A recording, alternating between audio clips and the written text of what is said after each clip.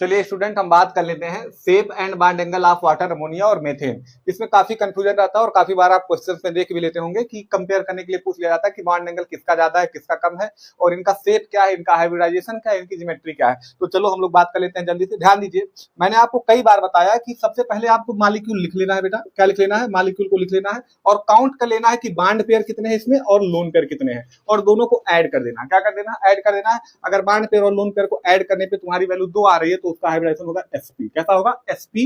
और उसकी ज्योमेट्री होती है लीनियर। कैसी होती है? लीनियर। और अगर 3 आता है तो क्या होता है? sp2। क्या होता है? sp2। और कैसा होता है? Trigonal planar. कैसा होता है बेटा? ट्राइगोनल प्लेनर, है ना। और अगर 4 आता है तो क्या हो जाएगा? sp3। और अगर sp3 है तो कैसा होता है? टेट्राहेड्रल। कैसा होता है? टेट्राहेड्रल। तो बस इतनी बात याद रखो। अभी देखो यहाँ पे हो जाएगा सारा काम हमारा। देखो ध्यान से, ये सेंट्रल मेटल हमारा क्या है? ऑक्सीजन। क्या है? ऑक्सीजन। अब ऑक्सीजन का एटॉमिक नंबर, ऑक्सीजन का एटॉमिक नंबर कितना होता है? अभी सब याद करें पड़ी बाबू। ऑक्सीजन का एटॉमिक नंबर याद करना पड़ेगा ना। इसका एटॉमिक नंबर होता है 8। कितना होता है? 8। तो आप क्या करोगे? 2 एंड 6। 2 एंड 6 वैलेंस शेल में कितने इलेक्ट्रॉन है? 6। जिसमें से 2 ने बॉन्ड बना लिया, बचे कितने इलेक्ट्रॉन? 4 इलेक्ट्रॉन। 1 2 3 और 4।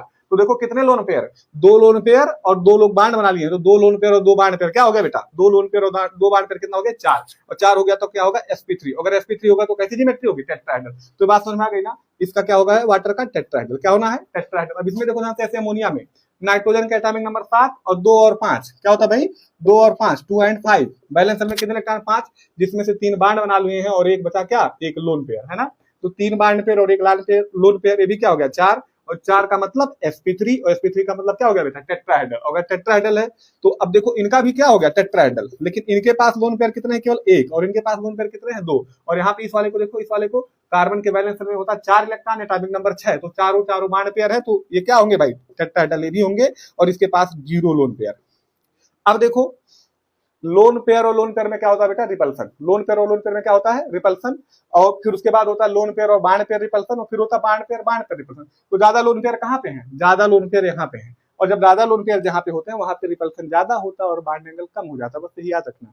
जहां पर लोन पेयर ज्यादा वहां पर रिपल्सन ज्यादा, और रिपल्सन ज्यादा होने की वजह से वो अपने आप को मॉलिक्यूल ऐसा एडजस्ट करना चाहता है कि भाई रिपल्सन कम हो जाए। उसकी वजह से क्या होता है? बांड एंगल कम हो जाता है। किसका? वाटर का। वाटर का बांड एंगल सबसे कम, उसके बाद इनका, और फिर इनका। ये परफेक्टली टेट्राहेड्रल है तो इनका होता है 109 डिग्री 28 मिनट। उसके बाद होगा आपका अमोनिया का, फिर वाटर का। ठीक है ना। तो आई होप अब इसमें कोई कंफ्यूजन नहीं होगा। अगर ये वीडियो आपको पसंद आया होगा तो चैनल को लाइक करिएगा, शेयर करिएगा, सब्सक्राइब करिएगा। Thanks for watching.